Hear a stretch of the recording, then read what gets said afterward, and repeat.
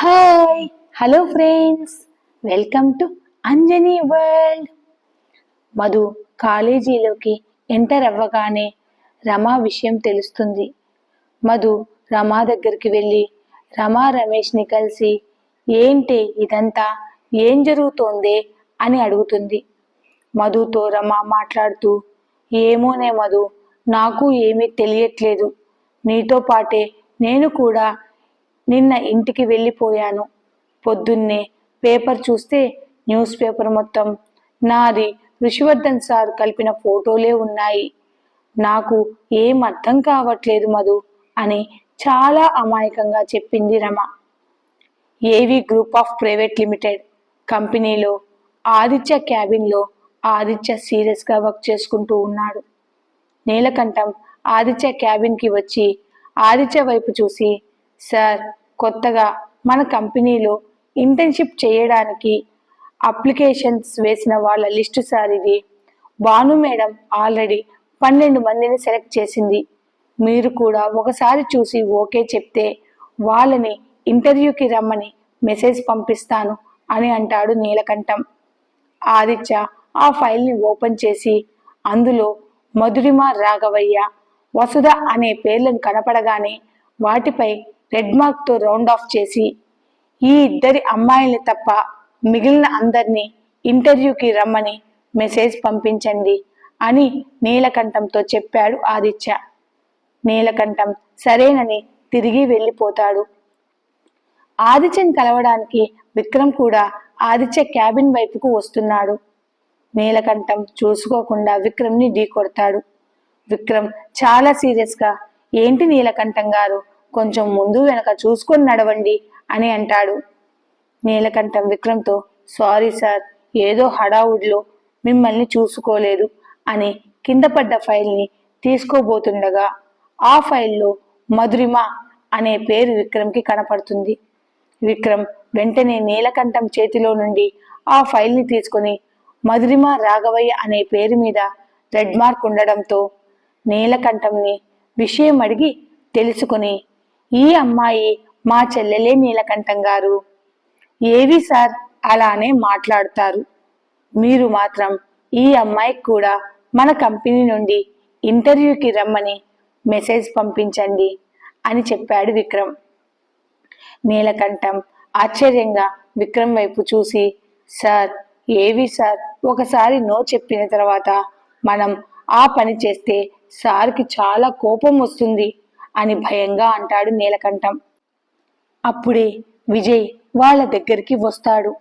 విక్రమ్ విజయ్ని గమనించకుండా నీలకంఠంతో, ఆ విషయం నేను చూసుకుంటాను అంటున్నాను కదా నీలకంఠం గారు, ఈ అమ్మాయికి కూడా ఇంటర్వ్యూకి రమ్మని మెసేజ్ పంపించండి అంతే అని సీరియస్గా చెప్పాడు. నీలకంఠం విజయ్ వైపు చూసి, ఇందులో నాదేమీ లేదు సార్, విక్రమ్ సారే నన్ను ఈ పని చేయమని ఫోర్స్ చేస్తున్నారు అని అంటాడు. విజయ్ ఏం మాట్లాడకుండా నవ్వుతూ, విక్రమ్ చెప్పినట్లు చేయి నీలకంఠం గారు అని అంటూ ఆదిత్య క్యాబిన్ వైపుకు వెళ్ళిపోతాడు. నీలకంఠం విక్రమ్ చెప్పినట్లే మధురిమ, వసుధలకు కూడా ఇంటర్వ్యూకి రమ్మని మెసేజ్ పంపిస్తాడు. విక్రమ్, విజయ్ ఆదిత్య క్యాబిన్లోకి వెళ్ళి ఆదిత్య ముందర కూర్చుంటారు. విక్రమ్ ఆ రోజు న్యూస్ పేపర్ని ఆదిత్య ముందర పెట్టి నవ్వుతూ, చూసావయ్యేవి, వీడి మొహానికి కూడా అమ్మాయి దొరికింది, ఎవరో ఈ అమ్మాయి అని నవ్వుతూ, అన్లక్కీ ఫెలో అని అంటాడు విక్రమ్. ఆదిత్య సీరియస్గా తన వర్క్ చేసుకుంటూ ఉన్నాడు. ఆల్రెడీ ఆదిత్యకి విషయం మొత్తం తెలిసిందని గ్రహించి మౌనంగా ఉంటాడు విజయ్. విక్రమ్కి ఫోన్ రావడంతో విక్రమ్ క్యాబిన్ నుండి బయటికి వెళ్ళిపోతాడు. విజయ్ ఆదిత్య వైపు చూసి, ఈ అమ్మాయి మన మధు ఫ్రెండ్ బావా. మధు ప్రతిరోజు ఈ అమ్మాయితోనే కాలేజీకి వెళ్తుంది. అంటే మధు నీ భార్య అని ఋషివర్ధన్కి తెలిసిపోయిందా? తెలిసేవాడు మధుకి దగ్గర కావాలని ఇలా ప్లాన్లు వేస్తున్నాడా అని విజయ్ ఆదిత్యని అడుగుతాడు. ఆదిత్య విజయ్ వైపు చూసి, అన్నీ తెలిసి కూడా ఎందుకు మళ్ళీ నన్ను అడుగుతావు విజయ్ అని అంటాడు. విజయ్ వెంటనే చైర్లో నుండి పైకి లేచి వాడిని ఇక నేను వదిలిపెట్టను బావా. మధు జోలికి వస్తే మాత్రం వాణ్ణి నేను ఊరికనే వదిలిపెట్టను. ఒకసారి నా చెల్లెల్ని పోగొట్టుకున్నాను. నా బాధను చూడలేక దేవుడు మరో చెల్లెల్ని నాకు ఇచ్చాడు. ఎవరైనా నా చెల్లెలి జోలికి వస్తే మాత్రం నేను ఊరుకోను. మనతో పోటీ పడడం చేతకాక ఇలా అడ్డదారులు వెతుక్కుంటున్నాడు ఆడంగి వెధవ. అయినా వాడేం మగాడ్రా, ఆడవాళ్లతో స్నేహం చేసి వాళ్ళని అడ్డం పెట్టుకుని మనల్ని దెబ్బ కొట్టాలని చూస్తున్నాడు అని విజయ్ ఆదిత్య వైపు చూస్తూ అంటాడు. అసలు వాడి ప్లాన్ ఏంటో నాకు అర్థం కావట్లేదు బావా అని అంటాడు విజయ్. ఆదిత్య గట్టిగా ఊపిరి పీల్చుకొని, నా భార్యని నా నుండి దూరం చేసి వాడు మధుని పెళ్లి చేసుకోవాలని ఆలోచిస్తున్నాడు విజయ్ అని చాలా కూల్గా చెప్పాడు ఆదిత్య. విజయ్కి మరింత కోపం వచ్చి, అన్నీ తెలిసినా నువ్వు ఇంత కూల్గా ఎలా ఉండగలుగుతున్నావు బావా అని కోపంగా అడుగుతాడు. ఆదిత్య చిన్నగా నవ్వుతూ, వాడు ఎవరితో పెట్టుకుంటున్నాడో వాడికి అర్థం కావట్లేదు విజయ్. అక్కడ ఉండేది మధురిమ ఆదిత్యవర్మ. మధుని చూసి నువ్వు అమాయకురాలు అని అనుకుంటున్నావు. మధు చాలా తెలివైనది. ఎవరిని ఎక్కడ ఉంచాలో, ఎవరితో ఎంతవరకు మాట్లాడాలో మధుకి బాగా తెలుసు. మధు ఎవరితోనైనా ఒక నిమిషం మాట్లాడింది అంటే వాళ్ళు ఎలాంటి వాళ్ళు అనేది మధు నిమిషాల్లో పసిగడుతుంది అని అంటాడు ఆదిత్య. విజయ్ ఆదిత్య వైపు చూసి, మరి ఋషివర్ధన్ ఎలాంటి వాడో మధుకి తెలుసా? తెలిస్తే వాడితో ఎలా స్నేహం చేస్తుంది, వాడితో ఎలా మాట్లాడుతుంది అని అడుగుతాడు విజయ్. ఆదిత్య విజయ్ వైపు చూసి, నాకు తెలిసి ఋషివర్ధన్ గురించి మధు అంతగా ఆలోచించి ఉండదు. నిన్నటిదాకా ఋషివర్ధన్ మామూలు వ్యక్తిగానే తన ఐడెంటిటీని దాచిపెట్టి మధుకి పరిచయం అయ్యాడు. నిన్ననే కదా వాడెవరో మధుకి తెలిసింది. చూద్దాం ముందు ముందు ఏం జరుగుతుందో అని అంటాడు ఆదిత్య. బావా, నువ్వే అలా అంటే ఎలా బావా అని అంటాడు విజయ్. ఆదిత్య విజయ్ వైపు చూసి, ప్రస్తుతానికి మధు సేఫ్టీ నాకు ఇంపార్టెంట్ విజయ్. ఇక్కడ నువ్వు ఒక విషయం మర్చిపోతున్నావు. నేను కూడా మధు దగ్గర నా ఐడెంటిటీని దాచిపెట్టాను. కారణాలు ఏవైనా కావచ్చు. భార్యాభర్తల మధ్య రహస్యాలు ఉండకూడదు విజయ్. మధు నాతో ప్రతి విషయం షేర్ చేసుకుంటుంది. మరి నేను నా విషయాలని మధు దగ్గర దాచిపెడుతున్నాను. ఇప్పుడు నేను తొందరపడి ఋషివర్ధన్ గురించి నిజాలు మధుకి చెప్పినా లేదా ఋషివర్ధన్ని ఏమైనా చేసినానంటే మధు దృష్టిలో ఋషివర్ధన్ మంచివాడు అవుతాడు, నేను చెడ్డవాణ్ణి అవుతాను. అంతేకాదు, ఋషివర్ధన్ నేనెవరో మధుకి చెప్పేస్తాడు. మధు నా గురించి ఏం ఆలోచిస్తుందో, నిజం తెలిసి నా విషయంలో ఏ నిర్ణయం తీసుకుంటుందో అనే భయం నాకు ఉంది విజయ్. మధు నన్ను తప్పుగా అర్థం చేసుకుని నాకు దూరమైతే నేను తట్టుకోలేను విజయ్ అని అంటాడు ఆదిత్య. ఇకపోతే మధు ఋషివర్ధన్తో మాట్లాడే విషయం ఆలోచిస్తే, వాడు మధు దగ్గర ఎన్ని వెధవేషాలు వేసినా మధు వాడిని పట్టించుకోదు. మధు మీద నాకు పూర్తి నమ్మకం ఉంది. మధు ఎలాంటి రాంగ్ స్టెప్ వేయదు. మధుకి ఋషివర్ధన్ ప్రవర్తనలో కొంచెం తేడా వచ్చినా మధు ఋషివర్ధన్ని దూరం పెడుతుంది. పిచ్చివాడు, ఆ ఋషివర్ధన్కి అర్థం కావట్లేదు. వాడి డబ్బులు చూసి, వాడి పర్సనాలిటీని చూసి మధు వాడికి పడిపోతుందనే భ్రమలో ఉన్నాడు. మధు అందరిలాంటి ఆడపిల్ల కాదు. మధుకి తన హద్దులేంటో తనకు బాగా తెలుసు. మధు మీద నాకు ఎలాంటి అనుమానం కానీ, ఎవడి మాయలో పడిపోతుందనే భయం కానీ నాకు లేదు విజయ్. ఇకపోతే మధు సేఫ్టీ అంటావా? మధు వెనకాల నేను ఉన్నాను అని అంటాడు ఆదిత్య. అందులోనూ మధుకి నాతో పెళ్లి జరిగింది. మధు గుండెలపై నేను కట్టిన తాళిబొట్టు ఉంది. మధు మా పెళ్లికి నేను కట్టిన తాళిబొట్టుకు చాలా వాల్యూ ఇస్తుంది. ఆ విషయం నాకు కూడా బాగా తెలుసు అని అంటాడు ఆదిత్య. విజయ్ కూడా ఆదిత్య చెప్పిన మాటలకి ఏకీభవిస్తూ తల ఊపుతాడు. ఆదిత్య విజయ్తో, వాడి ఇల్లీగల్ వర్క్స్ అన్ని త్వరలోనే నేను బయట పెట్టబోతున్నాను విజయ్. అంతేకాదు, ఈ లండన్ ప్రాజెక్ట్ మన కంపెనీకి రాకుండా ఆ గోవర్ధన్ అడ్డదారులు తొక్కుతున్నాడు. లండన్ కంపెనీ సీఈఓకి ఈ ప్రాజెక్ట్ మనకి రాకుండా చేయాలని గోవర్ధన్, ఋషివర్ధన్ ఇద్దరూ కలిసి ఆ సీఈఓకి లంచం ఇస్తున్నట్లు అక్కడ ఉన్న మన మనిషి వీడియో తీసి మనకు పంపించాడు అని విజయ్తో చెప్పాడు ఆదిత్య. అంతేకాదు బావా, ఈ గోవర్ధన్ వాళ్ళ కంపెనీకి కాంట్రాక్ట్స్ రావాలని విదేశాలలో ఉన్న కంపెనీలకు అమ్మాయిల్ని విదేశాలకు సప్లై చేస్తున్నాడనే విషయం గురించి కూడా నేను చాలా ఆధారాలను సంపాదించాను. వాడి గురించి అన్ని ఆధారాలు నా దగ్గర ఉన్నాయి బావా. వాటిని జాగ్రత్తగా దాచిపెట్టాను. నువ్వు ఎప్పుడు ఇవ్వమంటే వాటిని నీకు ఇస్తాను బావా అని అంటాడు విజయ్.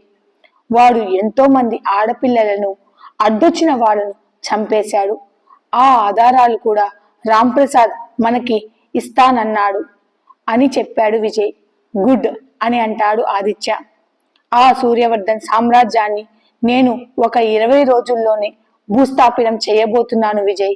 ఆ సూర్యవర్ధన్తో పాటు గోవర్ధన్, ఈ వెధవ ఋషివర్ధన్, వాడి తండ్రి బలరాం కౌంట్ డౌన్ కూడా స్టార్ట్ అయిపోయింది. ఈ 10 రోజుల్లో లండన్ ప్రాజెక్ట్ 150 crores కాంట్రాక్ట్ కూడా 100% గ్యారంటీగా మన కంపెనీకే వస్తుంది. ఆ కాంట్రాక్ట్ మన చేతుల్లో వచ్చేంత వరకే నేను మౌనంగా ఉండేది. ఆ తర్వాత వాళ్లను నా నుండి ఎవ్వరూ కాపాడలేరు అని కోపంగా అంటాడు ఆదిత్య. ఈసారి మాత్రం ఆ ఋషివర్ధన్ని మనం ఊరికే వదిలేది లేదు బావా అని అంటాడు విజయ్. అందుకనే కదా విజయ్ నేను ఇప్పటిదాకా ఆగింది. ఋషివర్ధన్తో పాటు వాడి తమ్ముడు విష్ణువర్ధన్తో కలిపి వాడి తాత అయిన ఆ సూర్యవర్ధన్ని కూడా కలిపి జైలుకు పంపిస్తాను అని అంటాడు ఆదిత్య. విజయ్కి ఫోన్ రావడంతో తన ఫోన్ని కట్ చేసి, మరో ముఖ్యమైన విషయం బావా, ఆ గంగులీ కూడా జైలు నుండి విడుదలయ్యాడట. మనల్ని కొంచెం జాగ్రత్తగా ఉండమని డిఎస్పీ గారు ఫోన్ చేసి చెప్పారు అని అంటాడు విజయ్. ఈ 5 సంవత్సరాలలో వాడు జైల్లో ఉంటూ వాడి నెట్వర్క్ ని బాగా పెంచుకున్నాడు బావా అని చెప్పాడు విజయ్. ఆదిత్య తలను పట్టుకుని, ఇప్పుడే వీడు కూడా జైలు నుండి బయటికి రావాలా అని తన మనసులో అనుకుంటాడు. సరే విజయ్, చూద్దాం ఏం జరుగుతుందో. ఈసారి మాత్రం వాడు మన జోలికి వస్తే మాత్రం వాడు మన చేతిలో చచ్చాడే అని అంటాడు ఆదిత్య. మళ్ళీ విజయ్ ఫోన్ మోగుతుంది. విజయ్ ఫోన్ వైపు చూసి, ఫ్యాక్టరీ నుంచి ఫోన్ వస్తోందని, నేను ఇక బయలుదేరుతాను బావా అని అంటాడు. విజయ్ జాగ్రత్తగా వెళ్ళిరా అని అంటాడు ఆదిత్య. విజయ్ బయటికి వెళ్ళిపోతాడు. ఆదిత్య తన మనసులో, ఇప్పుడు నేను ఆలోచించేది ఈ ఋషివర్ధన్ గురించి కాదు విజయ్. అసలు ఋషివర్ధన్కి మధుని నా నుండి దూరం చేసి మధుని ఎత్తుకుని వెళ్లి పెళ్లి చేసుకునేంత సీను వాడికి లేదు. వీళ్ళందరి వెనకాల ఒక వ్యక్తి ఉన్నాడు. వాడు సూర్యవర్ధన్ చేత, గోవర్ధన్ చేత, ఋషివర్ధన్ చేత ఈ పనులన్నీ చేయిస్తున్నాడు. వాడు ఎవరా అనేది నేను ఆలోచిస్తున్నాను. అసలు ఆ అజ్ఞాత వ్యక్తి నన్ను బిజినెస్ పరంగా దెబ్బతీస్తున్నాడు. సరే, బిజినెస్ లో ఇవన్నీ సహజమే కదా అని నేను ఊరుకున్నాను. కానీ ఆ అజ్ఞాత వ్యక్తికి నా మీద చాలా పగే ఉంది. నా మీద ఎంత కోపం ఉంటే నన్ను చంపాలని ప్రయత్నించాడు. నన్ను ఏమీ చెయ్యలేక ఇప్పుడు వాడు నా పర్సనల్ లైఫ్ మీద ఫోకస్ చేస్తున్నాడు. కానీ నాకు ఒక విషయం అర్థం కావట్లేదు. వాడికి నా భార్య మధురిమతో ఏం పని? పైగా వాడు నాతో ఫోన్లో మాట్లాడిన విధానాన్ని బట్టి చూస్తే వాడికి నా భార్య మధు మీద చాలా ప్రేమ ఉన్నట్లు నాకు అనిపిస్తోంది. ఒక్క నిమిషం అని ఆదిత్య తన ఆలోచనని అక్కడికి ఆపి, ఆ అజ్ఞాత వ్యక్తి చూపు నా భార్య మధురిమ ఆదిత్య వర్మ మీద కాదు, వాడికి మొదట్నుంచి మధురిమ రాఘవయ్య అంటే ఇష్టమా అని ఒక్కసారిగా ఆదిత్య కళ్ళు ఎర్రబడ్డాయి. అవును, నేను ఆలోచించిన దాని ప్రకారం చూస్తే ఆ అజ్ఞాత వ్యక్తికి మధు ముందు నుంచే తెలుసు. నేను ముందుగా ఈ వేలో ఎందుకు ఆలోచించలేకపోయాను అని అనుకుంటాడు ఆదిత్య. వాడెవడో బయటికి రాకుండా ఈ పనులన్నీ వర్ధన్ ఫ్యామిలీ చేత చేయిస్తున్నాడు అంటే సూర్యవర్ధన్ ఫ్యామిలీకి వాడు బాగా కావలసిన వ్యక్తి అయి ఉండాలి. ఆ అజ్ఞాత వ్యక్తి నా చుట్టూ నా బంధువులలోనే ఎవరో ఒకరని అటువైపుగా ఆలోచించడం మొదలు పెట్టాడు ఆదిత్య. ఆదిత్యకి ఆ అజ్ఞాత వ్యక్తి ఎవరా అని ఆలోచించే కొద్దీ అంతా గందరగోళంగా అనిపించి తన చైరు వెనకకు తన తలను వాల్చి కళ్ళు మూసుకొని 10 నిమిషాలు పడుకుంటాడు ఆదిత్య. విజయ్ ఆదిత్య క్యాబిన్ నుంచి బయటకు వచ్చి పక్కనే ఉన్న చైర్లో కూర్చొని, బావా, ఋషివర్ధన్కి అంత సీన్ లేదని నాకు తెలుసు బావా. 15 రోజుల కిందట నువ్వు మధు విషయంలో చాలా టెన్షన్ పడడం నేను గమనించాను బావా. అప్పుడు నిన్ను చూస్తేనే నాకు అర్థమైపోయింది నీ సమస్య వీళ్ళెవరూ కాదని, వీళ్ళ వెనక ఎవరో ఉన్నారని. నువ్వు నాకు చెప్పకపోయినా నీ మనసు నాకు తెలుసు బావా. గతంలో నా అజాగ్రత్త వల్ల నా చెల్లెల్ని పోగొట్టుకున్నాను. ఈసారి మాత్రం నీకన్నా ముందే వాడెవడో నేను కనుక్కుంటాను. వాడికి నీకు మధ్యలో నేను నిలబడతాను బావా.